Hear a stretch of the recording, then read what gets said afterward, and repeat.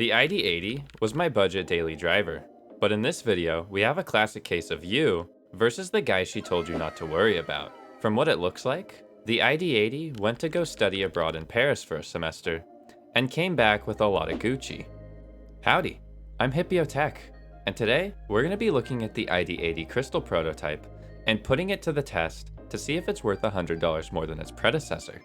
First off, this board was sent to me by Idobao for review, and it's a prototype, so some things might be different from the final product. One of the first things you've noticed that might be different is the only thing included in the box was these rubber feet. Additionally, the packaging was exactly the same as any other Idobao board I've gotten, and it was just a plain black box. However, the box did come wrapped in about 6 layers of bubble wrap. The ID80 Crystal is currently in group buy, and it comes in with 2 different color options. There's transparent acrylic at $259 US, and smoky polycarbonate at $269. Nice. This board looks amazingly premium, and some of the things that set it apart is that it's a gasket mounted 75% with a hot swap PCB. We'll talk more about the gasket mount later, but it's a good change from the integrated plates that we've seen in other Idobao boards. Additionally, the back comes with a non-removable brass weight and pre-installed foam. Speaking of weight, let's talk a little bit about that build quality. This board is relatively heavy, coming in at around 400 grams more than the ID80 V1, but around 200 grams less than the V2.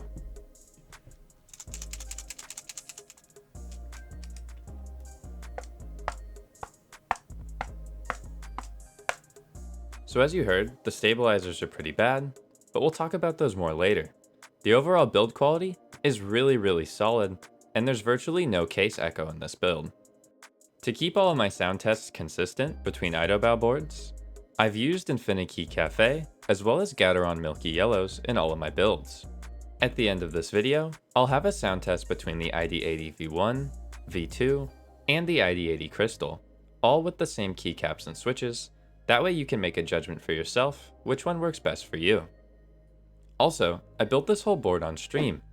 These weekly streams are brought to you by the awesome people at the Watering Hole Gang, which are any of you who have clicked the join button to support the channel. If you want to support me going full-time in 2021 and want access to exclusive perks, go ahead and hit that join button down below. So next, with our parts freshly stripped off the ID80, we're ready to start the build. Because I want to replace the stabilizers, we're going to have to fully disassemble the board. To do this, you need to first unscrew all of the back screws, and then gently remove the top plate. Removing the top plate reveals the secret of this board, the foam gaskets. There's foam gaskets on both the top and bottom of the case, and they sandwich the plate and overall lead to a nice typing experience, which we'll talk about more later. Next, we gently remove the plate and PCB, which are attached together by screws. As you can see, this is a hot swap PCB with underglow LEDs. Here's a closer look at the bottom gaskets and the bottom dampening foam. Idobao let me know that this will be white in the final product, and that my review sample was burnt by their laser cutter. Look at this nice weight though. Anyways, to get at those stabilizers, you need to unscrew the brass plate from the PCB. Be careful not to scratch this thing, and also be careful as it collects fingerprints like a magnet. Brass plates tend to be really popular as they produce a higher pitched sound, which people tend to like. Sitting between the plate and PCB is the integrated foam. This dampens the sound pretty well and is a very welcomed pre-installed addition. I feel like this is pretty crucial to the build, so don't lose it, just set it gently to the side. So, Idobao has been known for shipping pretty bad stabilizers with their boards. However, in this case, they slightly upped their game, shipping the board with screw-in stabilizers rather than the PCB ones that just clip into the board. Now, I didn't test it, but they didn't put any washers on their screw-in stabilizers, so I took it as a cue to not put any on mine. The stabilizers I'm going to use for this build are some really nice clear Durock V2s that I got from Prevail Key Company. These come pre-clipped, and are honestly some of my favorite screw-in stabilizers. If you guys want to get some for yourself, and help out the channel, you can save 5% using that link down below, and using code Hipyo at checkout. Because this board uses a 1.75U right shift, it only requires 4 stabilizers in total, so you get 1 to spare. The biggest struggle with screw-in stabs is trying to get it in the hole. And you know, some people have some worse issues than others. and some people try for like 10 minutes. I might be getting a different screwdriver for my next build, that's for sure. Anyways, we screw in all the stabs, and like I said before, I'm not using washers just to be safe, as I don't feel like taking this apart again. Well, at least that's what I thought at the time.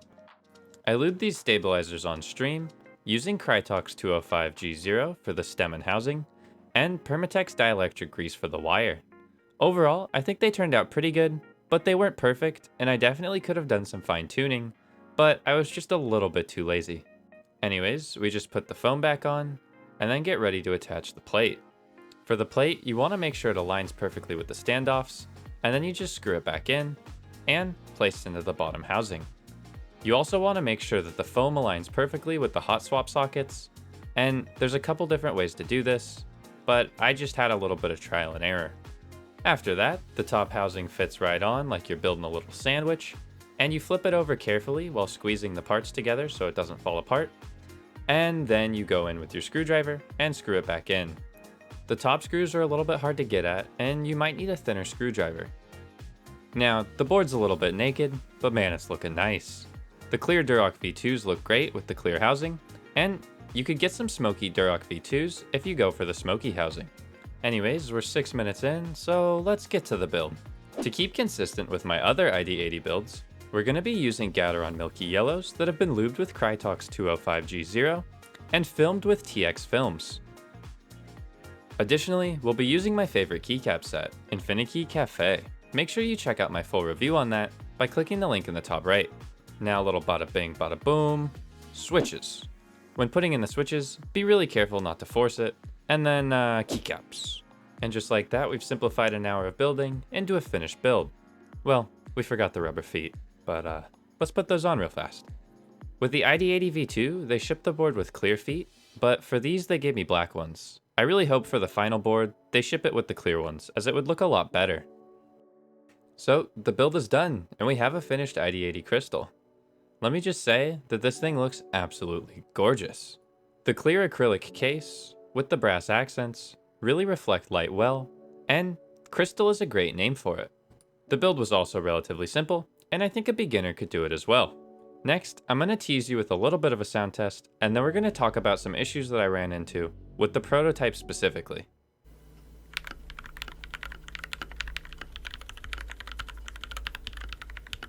So, overall it sounded pretty good, but I wasn't getting some of that anticipated response that you would expect with a gasket mount.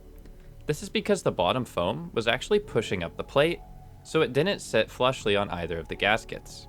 This led to an overall uneven typing experience, which wasn't the best. I reached out to Idobao, and they said they'll be correcting this with the final boards. The bottom foam is just slightly too thick.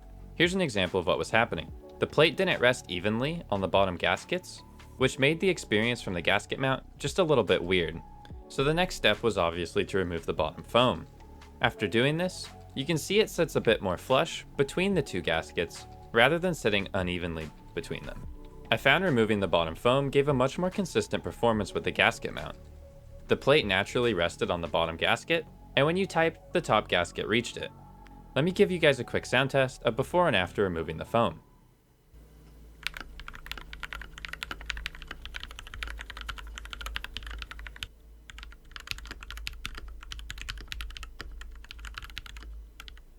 Overall, I don't think removing the foam affected the sound, but made the feel quite a bit better.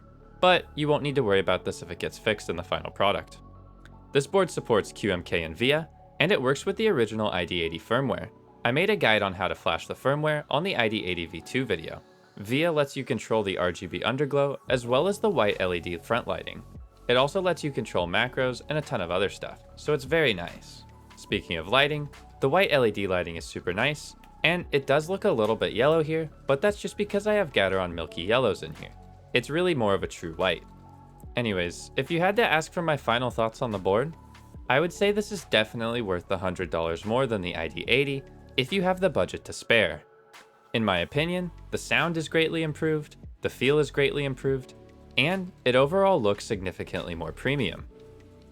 I'm going to leave you guys with a comprehensive sound test and some comparisons with other Idobao boards. If you like this video, remember to give it a like, hit subscribe, and click the join button to support the channel. By the way, Let me know how you think it sounds in the comments, and remember to watch the whole sound test to support my YouTube algorithm overlords. Please, I'm at their mercy.